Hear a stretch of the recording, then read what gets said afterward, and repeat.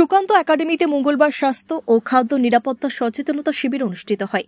শিবিরের আনুষ্ঠানিক উদ্বোধন করেন মেয়র দীপক মজুমদার। স্বাস্থ্য ও খাদ্য নিরাপত্তা সচেতনতা শিবিরের উদ্বোধন করে মেয়র বলেন, এ ধরনের কর্মসূচি সত্যি প্রশংসার দাবি রাখে।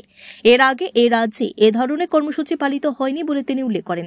পুর নিগমের কমিশনার সার্বিক বিষয় চিন্তা ভাবনা করে স্বাস্থ্য ও খাদ্য নিরাপত্তা সচেতনতা শিবিরের আয়োজন করেছেন।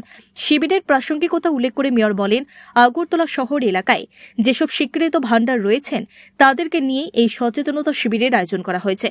তিনি আরো বলেন, যেসব ভান্ডার বিভিন্ন খাদ্য সামগ্রী ক্রেতাদের মধ্যে সরবরাহ করছেন, তিনি নিজে যদি সুস্থ না থাকেন তাহলে যেসব খাদ্য সামগ্রী সরবরাহ করা হবে সেই সব খাদ্য সামগ্রী গুণগত মানের হবে না এবং এইসব খাদ্য সামগ্রী গ্রহণ করে ক্রেতারা অসুস্থ হয়ে পড়তে পারেন।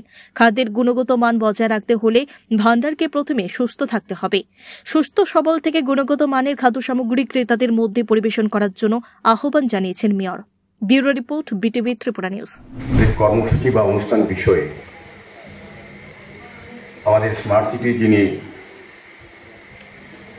সিইও ডক্টর শৈলেশ কুমার যাদবজি বিস্তারিত আলোচনা রেখেছেন।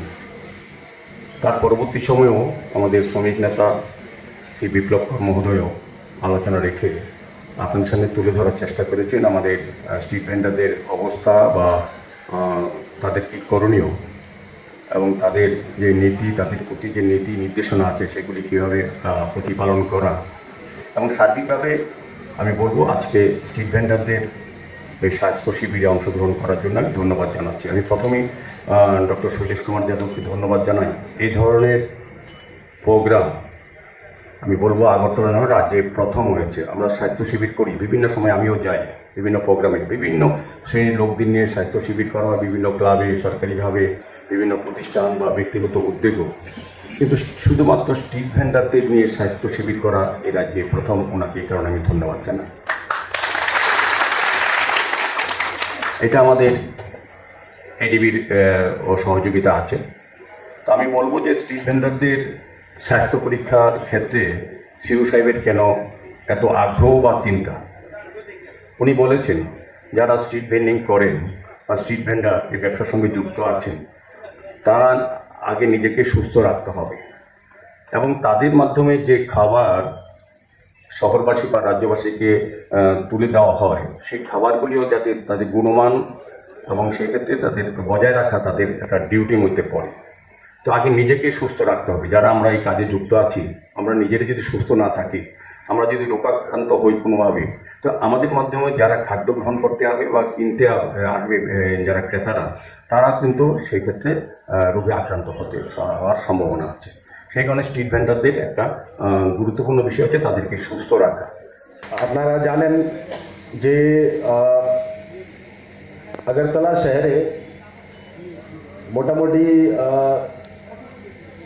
3000 রেজিস্টার্ড যার কাছে সার্টিফিকেট অফ ভেন্ডিং আছে এরকম পথ বিক্রেতা আছে। और শহরের প্রাণ কেন্দ্রে ছাড়া और এলাকাও অনেকগুলি আছে। এবং আমার মনে হয় এরকম প্রোগ্রাম, এরকম অনুষ্ঠান, অ্যাওয়ারনেস ক্যাম্প এটা প্রথমবারে করা হয়েছে, যেখানে আপনাদেরকে আমরা ইনভাইট করেছি। এবং ওর একটা কারণ এটা হচ্ছে যে এই শহরের যে লাইফ হচ্ছে, যে জীবন, ও জীবনের আপনারা একটা অভিন্ন অঙ্গ। আপনার অধিকার হচ্ছে যেটা আপনার লাইভলিহুড, যে জীবনযাপন জন্য আপনারা যে স্ট্রিট ভেন্ডিং করেন, এটা আইনিভাবে আপনার অধিকার। প্রথমে কোনো এরকম আইন ছিল না। যে সর্বোচ্চ আদালত হচ্ছে সুপ্রিম কোর্ট, ওটা 2012-13 বছরে এটা কেসে বললো কি পথ বিক্রেতাদের জন্য ওনাদের অধিকার কি ওরা বিক্রি করব।